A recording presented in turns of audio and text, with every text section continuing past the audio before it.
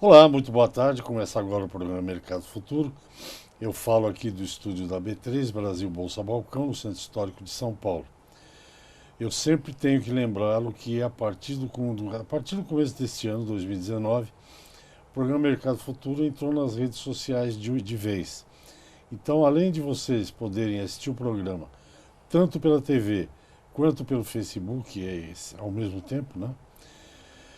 Hoje o Mercado Futuro está no YouTube, está no Facebook, está no Twitter, está no LinkedIn, enfim.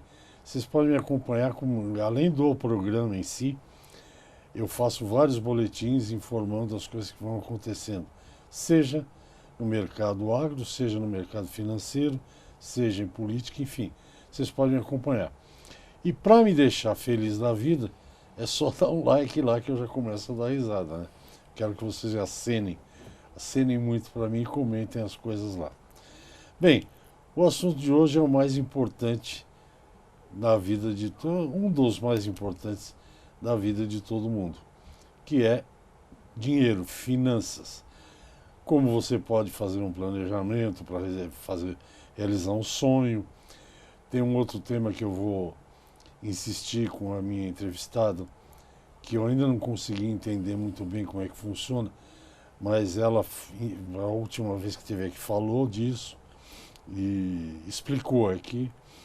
Eu acho que é um assunto que a gente tem, eu pelo menos tive uma certa dificuldade, que é a questão da gente calcular a inflação pessoal da gente.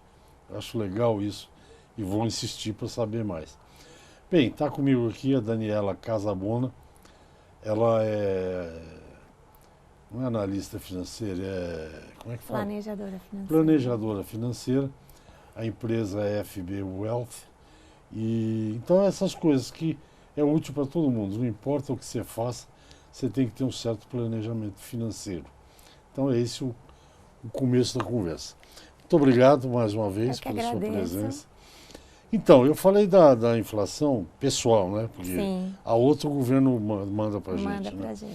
Já a gente fala disso.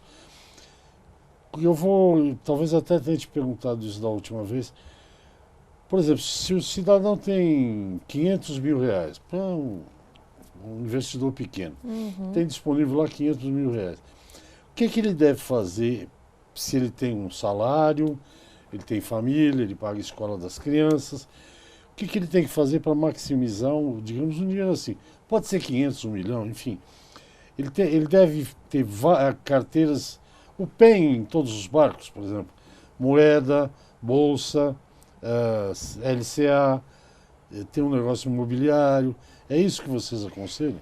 O que a gente aconselha, na verdade, é uma diversificação de forma segura, né? Hum, De nada adianta você diversificar se você não tem o potencial. Então, é, hoje a gente faz uma carteira muito planejada e muito personalizada para cada cliente. Então, é muito difícil a gente pegar uma situação e falar, ele tem 500 mil reais, o que ele pode fazer? Vai depender muito dessa situação. Ele tem um salário, ele ganha um salário, ele tem uma profissão fixa, ele tem uma profissão segura, então ele pode diversificar sim. Ele tem um potencial de diversificação maior. Se for uma pessoa que vive daqueles 500 mil reais, que já não, está desempregado, está procurando um emprego, a situação muda um pouco, então ele tem um poder de diversificação menor. Então vai depender muito desse tipo de situação, de como cada cliente chega ali com uma demanda, né, para a gente. No caso, vamos lá, desse cliente fictício que a gente criou, que tem escola das crianças, que tem uma profissão estável, uma família, enfim, já está mais estabilizado, ele tem um poder de diversificação maior. Então, ele tem que deixar um montante ali numa renda fixa, de uma liquidez com uma segurança um pouco mais para qualquer emergência, mas ele pode buscar uma diversificação para uma rentabilidade maior e melhor. Né? Então, a gente tem aí soluções de multimercado, soluções de ações, fundo de ações. E aí, dentro desse tipo de produto, a gente consegue também diversificar entre fundos de fundos, trazer uma variedade de produtos melhores e maiores. Então, isso faz com que a gente consiga trazer uma segurança mesmo na renda variável. Esse. Que eu tenho, vamos falar muito de tesouro direto. Você aplica no tesouro direto?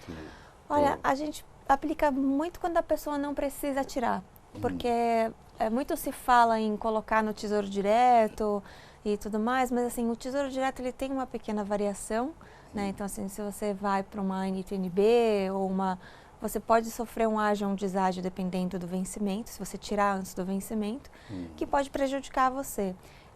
Então, se você está lá começando a juntar o seu dinheirinho, vai para uma coisa que você tenha certeza que não vai ter a variação, né, de ágio e deságio, e que você possa, não tenha um vencimento, que seja uma liquidez diária, que realmente você consiga tirar sem problema nenhum.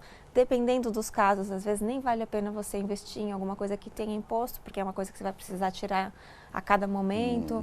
Então, o imposto ele é regressivo, então se você deixa pouco tempo, você vai pagar mais imposto. Isso tudo tem que ficar bem atento. Essa notas do Tesouro, né, NTB, não é isso? NTNB. Alguém outro dia me falou, isso é muito interessante. É interessante mesmo? Ela Para longo prazo, é isso? Ela é bastante interessante, dependendo da taxa que você vai comprar, né, e dependendo do prazo. A gente recomenda, quando compra assim, uma NTNB, olhar essa taxa e olhar o prazo. Então, dependendo do curto, médio prazo, se for uma taxa interessante, vale bastante a pena. Se você for carregar isso para um médio longo prazo, aí sim é bem interessante. Quer dizer, é tipo ação. Você compra que, na verdade, ele vai pagar um valor mais a inflação. Então, ele vai acabar te dando a inflação do momento. Então, ele vai acompanhar a inflação com você e vai ainda te pagar uma taxa. Então, é bem interessante. Apesar de que essa inflação, como a gente sempre bate nessa tecla, não é a sua inflação. Não, é a inflação a do minha governo. nós vamos falar já já. Com esse cenário que a gente está vendo, tudo bem, tem a reforma da Previdência, sei lá se sai ou não sai, enfim. Mas o que se vê quando a gente olha aí os gráficos, a taxa de juros brasileira nunca teve tão baixa, né? Sim. 6 ponto alguma coisa, 25. Exatamente. A inflação também absolutamente domada, como diz o Paulo Guedes, está presa na gaiola. Isso para quem é rentista, que eu me lembro de um político que dizia que odiava rentista, isso para quem é rentista não é um cenário muito entusiasmador, né? Para renda fixa, né, ela virou um ativo menos atrativo para o investidor, né? Antes você praticava uma taxa ali de 12% de juros. Coisa boa. Que era o famoso 1% ao mês, né, de forma mais fácil, mas você também tinha a inflação muito mais alta. Então, o juro real ele não era tão interessante quanto se olhava. Mas ali, só olhar o 1% no mês, acalmava o investidor. Hoje mudou um pouquinho isso, mas também a inflação caiu. Então, é importante olhar essas duas métricas, porque o juro real também continua interessante. Mas quando a gente vai falar do nosso juro real, de novo, batendo na nossa tecla da inflação pessoal, de nada é interessante mesmo a renda fixa de 12%, quanto a renda fixa de hoje de 6,5%. Então, precisa ficar atento, porque senão a gente tem uma falsa sensação de rentabilizar o dinheiro e no final da vida a gente está comendo e gastando mais o dinheiro sem perceber. Tá vendo como isso aqui? Esse programa é um aprendizado. Nós vamos para o intervalo já. Eu converso com a planejadora financeira da FB Wealth, a Daniela Casabona. A gente volta rapidamente. Até já.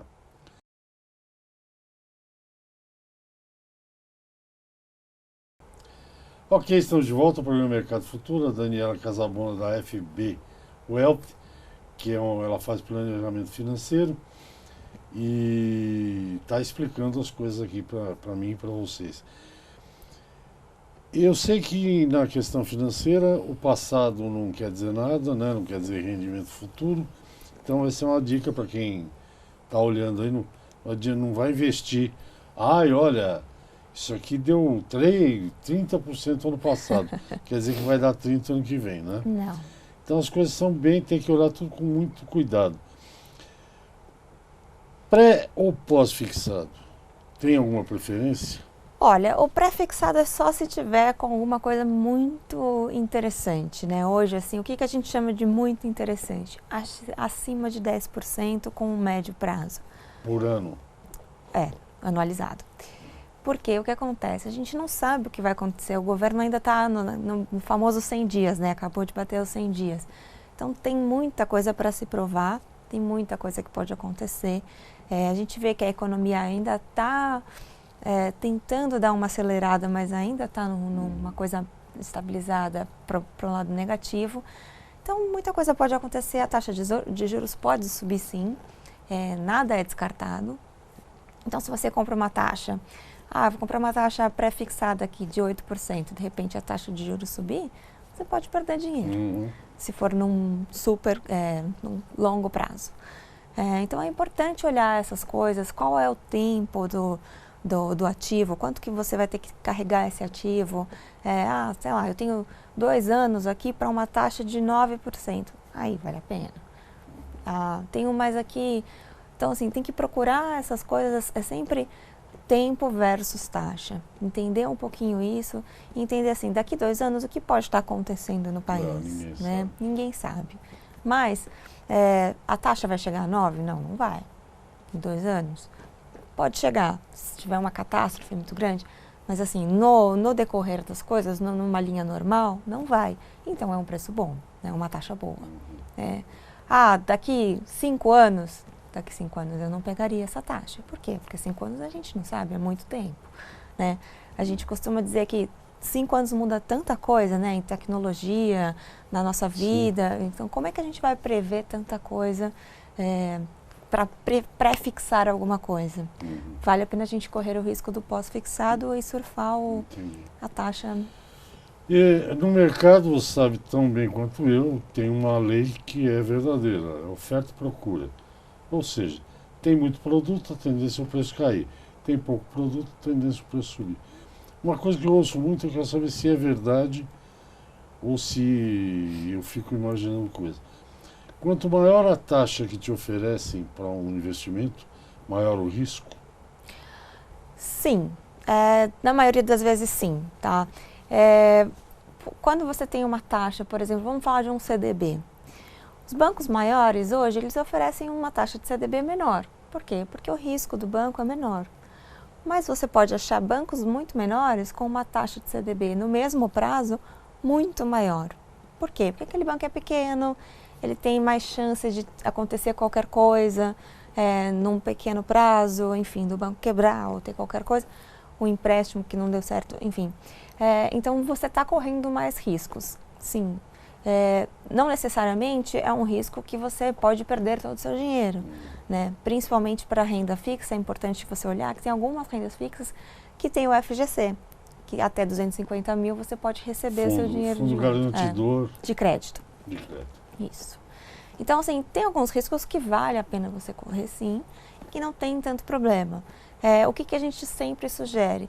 Para você manter o seu dinheiro parado parado não, preso por um tempo, olhe sempre um pequeno, médio prazo, nunca tanto longo prazo, porque o que pode acontecer? Uma emergência com você, uma emergência com a sua família, um problema com o ativo que você investiu, um problema com o governo, um problema com o mundo, né? Hoje a gente tem aí está vendo, está acompanhando uma desaceleração global do mercado. Então, seja um pouco mais pé atrás, né? Não vá olhar isso para um longo prazo, não tem necessidade.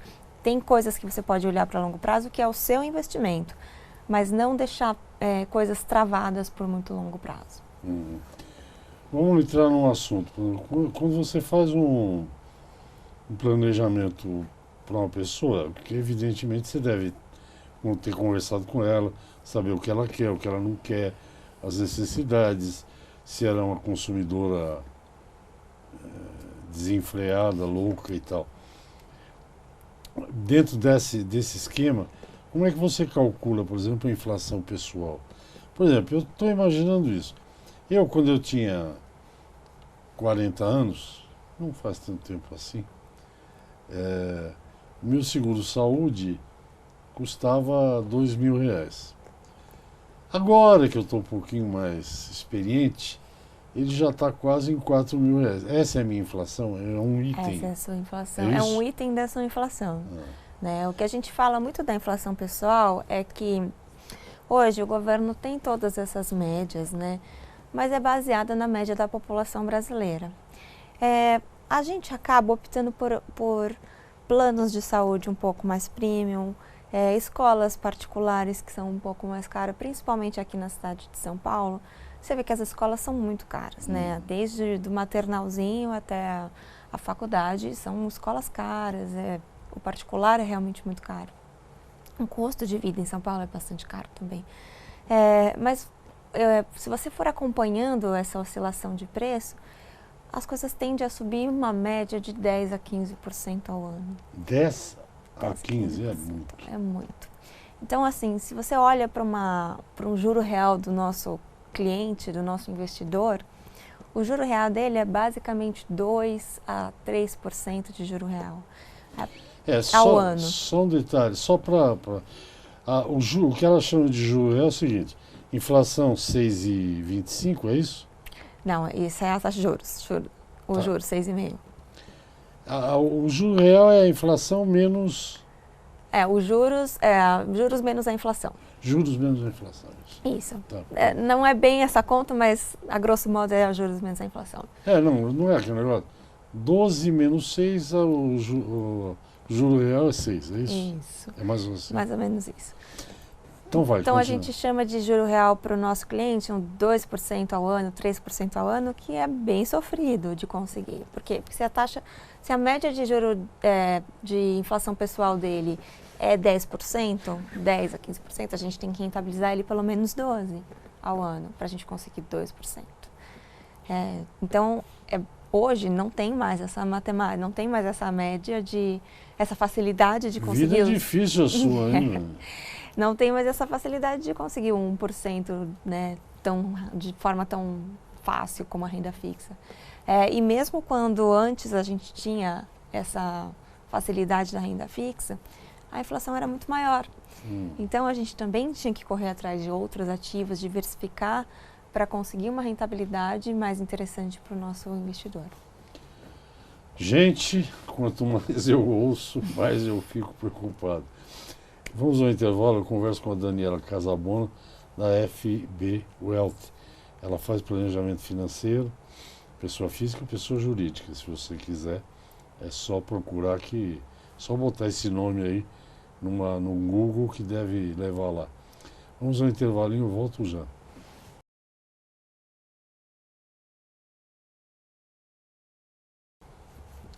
Ok, estamos de volta ao programa Mercado Futuro.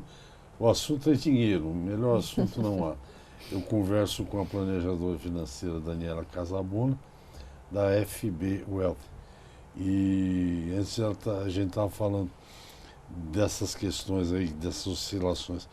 Outro dia eu fiz um programa aqui e estava falando das oscilações. Eu dizia, a sensação que eu tenho hoje é que o mercado financeiro trabalha... Né, antes era influenciado perdão, pelo petróleo. Pelos resultados das empresas, né? E hoje é pelo Twitter, né? Porque dependendo do que sair no Twitter, a bolsa sobe ou cai, o dólar sobe. Essas oscilações, não tem como prever. Você faz...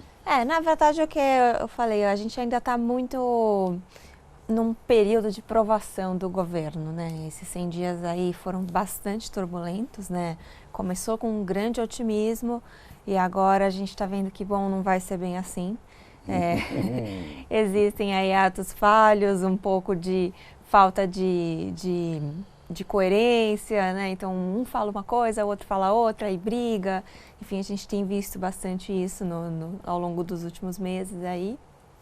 Então, isso tem impactado no mercado financeiro, mas mais porque o mercado ele é muito volátil à credibilidade que a gente tem passado. Então, desde a greve dos caminhoneiros, que a gente sofreu uma forte queda e que a credibilidade, né, para o investidor ficou muito abalada, a gente está num momento de provação aí do que vai acontecer. Por isso as notícias impactam muito no mercado, né?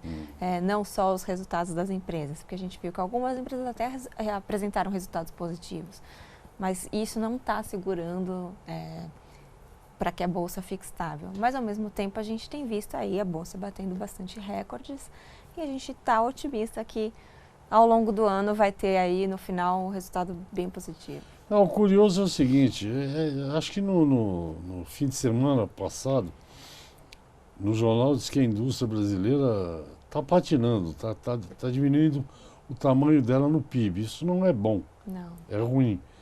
Mas quem não tem problema, Daniela, não é uma provocação, mas acaba sendo. Os bancos continuam tendo lucros trimestrais muito bons. Dinheiro é bom para eles. O dinheiro é bom, né? Dinheiro é bom para o banco, dinheiro é bom para, na verdade, para todo mundo.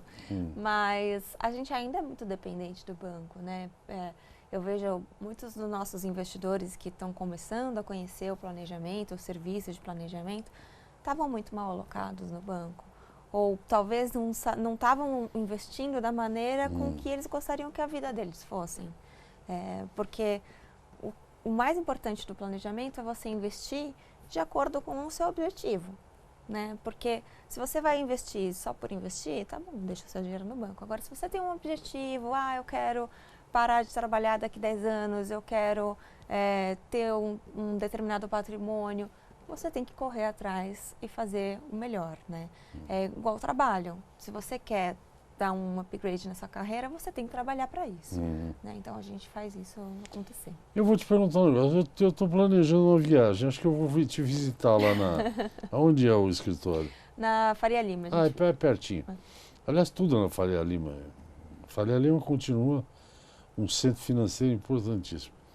Por exemplo, eu não sei se esse ano vai ser possível, mas acho que ano que vem dá. Eu quero sair de São Paulo, ir para Roma.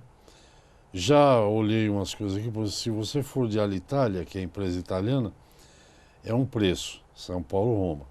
Se você for pela Air Maroc, é bem mais barato e você para em Casablanca, que é uma cidade muito interessante. Bonito, exatamente. Então, eu suponho que é São Paulo, Casablanca, Roma. Aí eu quero fazer uma viagem lugares que eu não conheço, que é Budapeste, na Hungria, Moscou e São Petersburgo. Se eu for conversar com você, eu posso fazer um planejamento, separar um dinheirinho para daqui 1 ano ou 2 anos, será? Pode. Eu tenho clientes que fazem um planejamento tão à risca que eles chegam a me ligar e falam assim, Dani, quanto eu tenho para viajar para esse ano? Qual é o meu budget para esse ano de viagem? Vou aqui para Buenos Aires ou vou para, exatamente, sei lá, Nova York. A gente costuma dizer que tudo que é planejado não sai caro. E o planejamento não é para cortar o seu custo ou para deixar que você faça as coisas, é para que você consiga fazer de forma responsável. Então, assim, muitas vezes a gente vai olhar e falar assim, cabe uma viagem no seu ano, mas não cabe 4, ou cabem 2. Então, a gente vai olhar e falar, para onde você quer chegar, você precisa abrir mão de algumas outras coisas. Cabe? Então tá bom, então vamos fazer.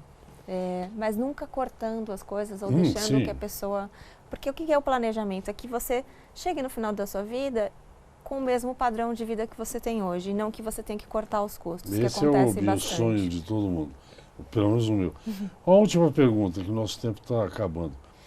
Por exemplo, para o empresário rural, por exemplo, sabe que colheita é feita todo ao mesmo tempo. Sim. Aí a venda não, ele planeja a venda. Vende futuro, guarda para correr risco e tal. É uma pergunta, a resposta é fácil, mas eu quero que você dê. Esse cidadão tem um fluxo de caixa esquisito, porque tem uma hora que ele tem dinheiro, tem uma hora que ele tem que comprar insumo, semente e tal. Mesmo para esse tipo de coisa, que uma hora você está com uma quantia grande de dinheiro e outra hora está assim, tem como investir nesses prazos? Tem como investir. O dinheiro não ficar parado, entendeu? De repente ele fica 3 meses com 5 milhões parados. Exatamente. Ele exatamente precisa investir. E uma coisa que é muito importante é com que esse investidor consiga ter a consciência de ir dividindo o seu dinheiro versus o que ele gasta para fazer, né? Para fazer a plantação. Porque vai chegar um tempo que ele vai ficar tão dependente que ele vai falar assim, o que é empresa, o que é pessoal, o que eu construí, o que eu não construí. Então é legal a gente conseguir ir separando algumas coisas, mesmo que seja por um longo prazo, que demore bastante tempo, mas dá sim para investir, dá para fazer coisas muito boas com... Não, porque é aquela história, nosso tempo está realmente 1 minuto. Eu brinco aqui, né, por exemplo, eu tinha um tiquinho de dinheiro, o índice Bovespa estava 60 mil pontos, subiu para 100. Evidentemente que eu ganhei algum dinheiro, né? Sim. Mas quando você tem um volume grande, tem gente que tem esse volume grande, mas assim como ele entra, ele sai, ele tem que ter uma aplicação, porque ele perde muito dinheiro de deixar, às vezes, 2 meses parado. Exatamente, ainda né? mais um valor desse que não, É um monte, realmente né? não pode ficar Porque parado. 1% de nada é nada, 1% do que? Do dinheiro que a Daniela administra é um bocado de grana, não é isso? Sim.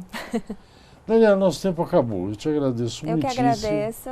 Esse dia chuvoso que nós temos Verdade, hoje. hoje tá... E andar em São Paulo em dia de chuva. E andar em São Paulo já é uma encrenca, em dia chuvoso é pior. Muito obrigado. Espero te ver em breve aqui. Como você sabe, o programa vai para o YouTube. Depois eu te passo o link.